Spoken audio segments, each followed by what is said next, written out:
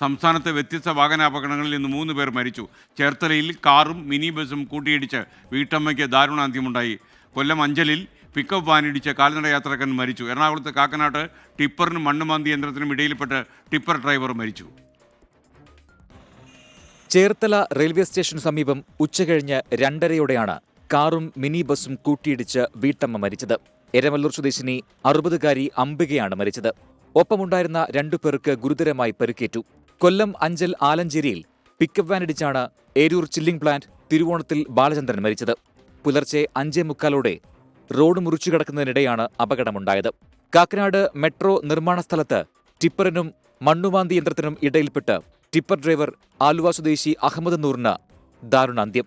മണ്ണുമാന്തി യന്ത്രം പിന്നോട്ടെടുക്കുന്നതിനിടെയായിരുന്നു അപകടം.